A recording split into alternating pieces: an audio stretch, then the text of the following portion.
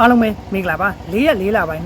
2026ဒီကနေ့မှာရရှိထားတဲ့ဥရောပဘောလုံးလောကရဲ့နောက်ဆုံးရအပြောင်းအရွှေ့သတင်းတွေကိုကြည့်ရမယ်ဆိုရင်တော့အန်ဆိုဖာနာဒက်ကိုလုံးဝရောင်းချသွားမှာမဟုတ်ဘူးဆိုလိုက်တဲ့ချယ်ဆီအသင်းဒီဟာဒီမှာပရီးမီးယားလိချန်ပီယံဖြစ်ဖို့အပြည့်အဝယုံကြည်ထားတယ်ဆိုတဲ့ဂါဘရီယယ်ဂျေဆူမက်အလက်စကာကိုခေါ်ယူဖို့ကစားသမားအေဂျင့်နဲ့တိတ်ဆိတ်ဆက်သွယ်ခဲ့တယ်ဆိုတဲ့ရီယယ်မက်ဒရစ်အသင်းတာဝန်ရှိတဲ့သူတွေအပါအဝင်နောက်ဆုံးရအပြောင်းရွှေ့သတင်းတွေမှာတော့ပထမဆုံးသတင်းတစ်ပုဒ်အနေနဲ့ကတော့အာဆင်နယ်တင်းရဲ့ဘရာဇီးတိုက်စစ်ကစားမဖြစ်တဲ့ဂါဘရီယယ်ဂျေဆူကတော့20ကျော်ကြာဝေးကွာနေတဲ့ဒါပရီးမီးယားလိထိုက်တဲ့ချန်ပီယံဖြစ်ဖို့အတွက်ဒီဟာဒီမှာတော့ကလပ်တင်းကအကောင်းဆုံးအနေအထားတစ်ခုမှရှိနေတယ်လို့တပွဲတာအနေအထားနဲ့တစ်ဖက်ကမန်ချက်စတာစီးတီးတင်းကိုရမှတ်6မှတ်ထိဖြတ်တောက်ထားနိုင်ပြီးတော့မှလက်ကျန်ပွဲစဉ်အနေငယ်ကိုလည်းရမှတ်ပြည့်ယူပြီးတော့မှဒီဟာဒီမှာပရီးမီးယားလိထိုက်တဲ့ချန်ပီယံဖြစ်ဖို့အတွက်အကောင်းဆုံးယုံကြည်မှုတွေရှိနေတယ်ဆိုပြီးတော့မှ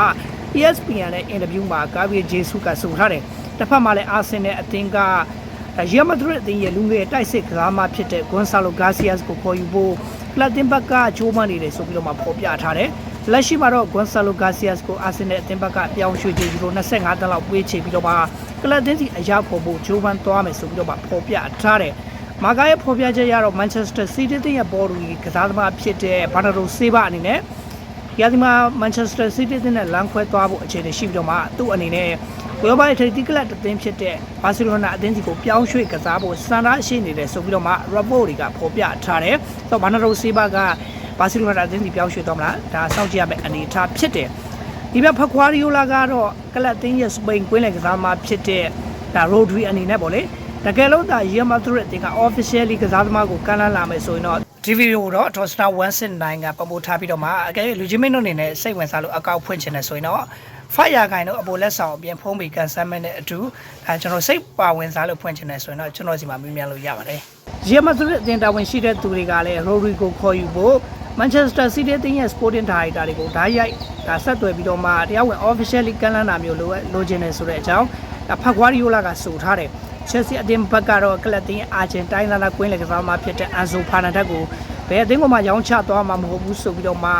ဒါ Sky Sport နဲ့အင်တာဗျူးမှာဆိုထားတယ်။တော့အသင်းတာဝန်ရှိတဲ့သူတွေကကစားသမားကိုအသင်းရဲ့အနာဂတ်အစီအစဉ်မှာထည့်သွင်းထားတဲ့အခြေအနေကြောင့်မလို့လက်ရှိသတင်းတွေထွက်နေတဲ့ရီယယ်မက်ဒရစ်အသင်းကိုလည်းရောင်းချသွားမှာမဟုတ်ဘူးဆိုပြီးဖော်ပြထားတယ်။တကယ်လို့ဒါကျွန်တော်တို့ဗောလေကစားသမားကိုတခြားသောအသင်းတွေကခရစ်စမတ်ရအောင်ယူတဲ့ပုံစံမျိုးရှိခဲ့မယ်ဆိုရင်လည်းပြောင်းရွှေ့ချက်ယူလို့တန်း100ကျော်မှမရရင်ရောင်းချသွားမှာမဟုတ်ဘူးဆိုပြီးတော့လည်းဆိုထားတယ်။တစ်ဖက်မှာလည်း Chelsea အသင်းရဲ့မိတ်ဖက်ကလပ်အသင်းဖြစ်တဲ့ Strasbourg အသင်းရဲ့ကစားသမားဖြစ်တဲ့ Varasco ကတော့လာမယ့် January transfer window မှာ Chelsea အသင်းဒီ officially ပူးပေါင်းသွားဖို့အခြေအနေရှိတယ်ဆိုပြီးဖော်ပြထားတယ်။ PSG အသင်းကတော့ Real Madrid အသင်းရဲ့ပြင်သစ်ကွင်းနဲ့ကစားသမားဖြစ်တဲ့ Camavinga ကိုခေါ်ယူဖို့ကြိုးပမ်းသွားမှာမဟုတ်ဘူးဆိုပြီးတော့မှကလပ်အသင်းဘက်ကတော့ညှဉ်းဆန်ထားတယ်။လက်ရှိမှာတော့ကောလာဟာလာသတင်းတွေထွက်ပေါ်နေတဲ့အနေအထားမှာတော့Camavingaကိုယ်တိုင်ကလည်း PSG အသင်းကိုပြောင်းရွှေ့သွားမှာမဟုတ်ဘူးဆိုပြီးတော့မှဖော်ပြထားတယ်။လီဗာပူးအသင်းရဲ့အာဂျင်တီးနားနဲ့ကွင်းနဲ့ကစားသမားဖြစ်တဲ့မက်အလက်စကာကိုခေါ်ယူဖို့ရီယယ်မက်ဒရစ်အသင်းက